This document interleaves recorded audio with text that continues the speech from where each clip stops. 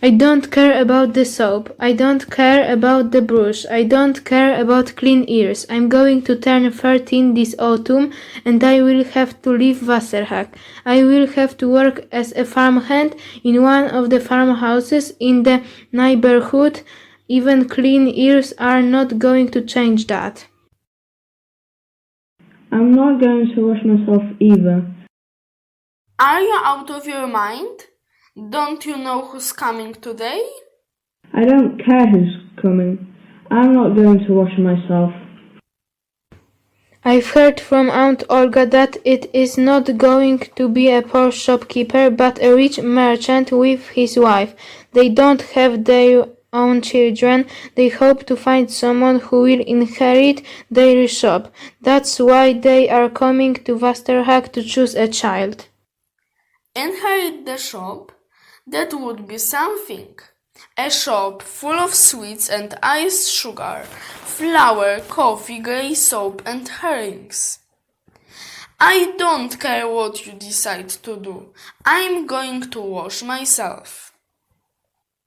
They began to play with water and then Mrs. Hawk appeared. Rasmus accidentally poured some water on her.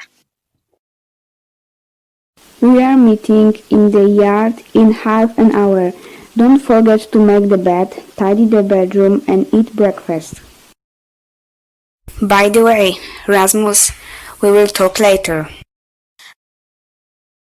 Getting wet, that was something Miss Hawk definitely did not expect. Rasmus wasn't happy. It didn't seem to be a good beginning of a magical day. The day she was going to find his parents. Instead, he was going to be punished.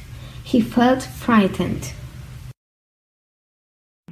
Rasmus, get dressed, you're cold. It's my fault why you have poured this water on Miss Hawk. He trembled. He put on his shirt and trousers. He feared the punishment. When he appeared in the yard with the other children, he looked sad. Look at Miss Hawk, she is there. She is standing there dressed in a black dress and starched apron. As you might have already heard, we are going to have guests today.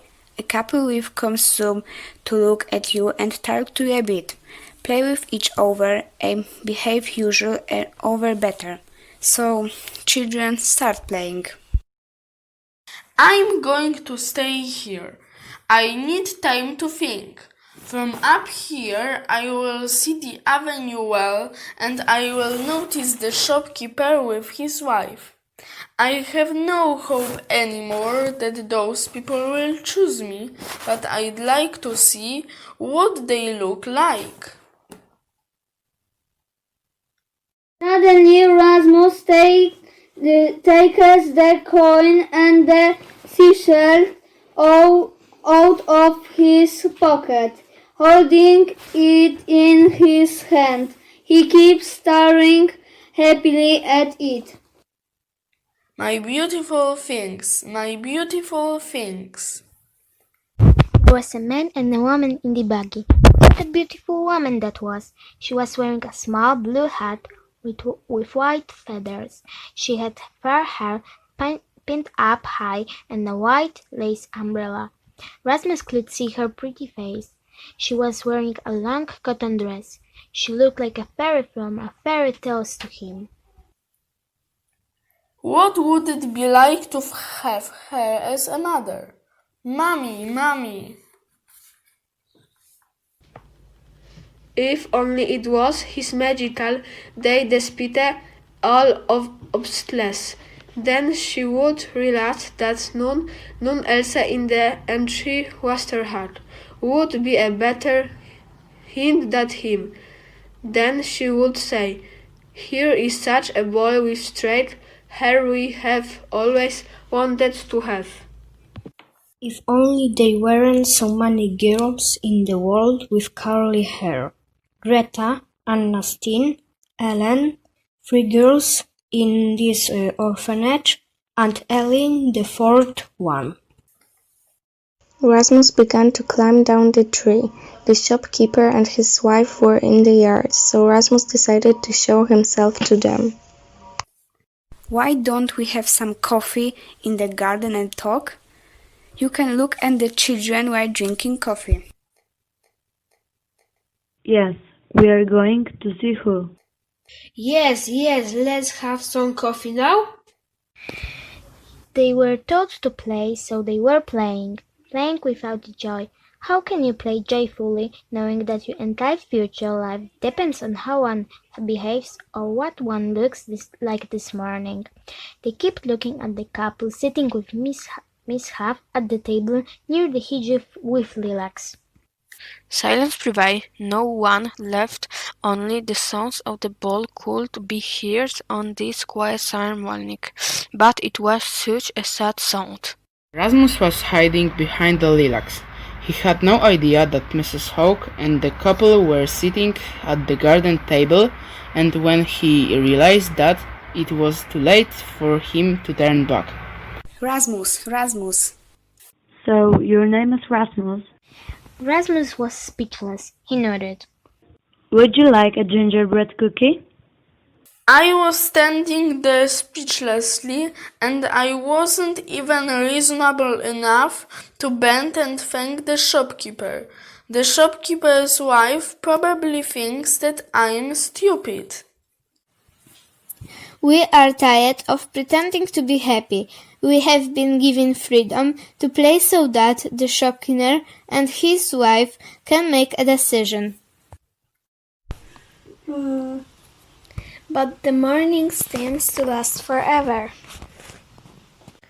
The children were just standing at the pitch in small groups, gazing at the woman. Rasmus kept looking at her, as if he was begging her to choose him. All the children were looking at him with hope. There was a small girl with fair hair. She smiled. The woman patted her on her cheek. What's your name? I'm Greta, Auntie. What a beautiful umbrella you have got. Auntie turned her umbrella and it fell on the grass. Greta picked it up quickly. Rasmus ran to grab the umbrella as well. Let it go. Rasmus, you always get into trouble.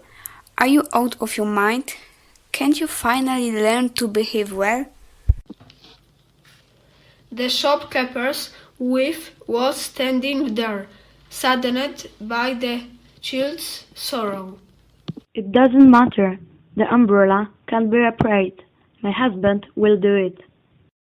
I am so happy that the umbrella has been repaired. Rasmus did not say a word. He felt ashamed. He went to the toilet. It seemed to be the place where he could forget about his sorrows.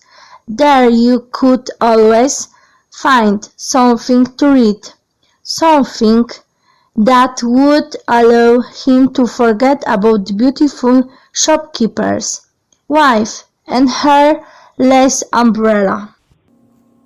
He kept reading. He seemed to be lucky. There was something interesting here. A robbery at the factory in St. Rasmus imagined the men wearing masks. He trembled. He was entirely forgotten about the shopkeeper's wife. However, when the shopkeeper was leaving Westerhall a few hours later, Rasmus was standing at the gate and looking at the buggy. Greta was sitting on the back seat holding the beautiful woman's hand.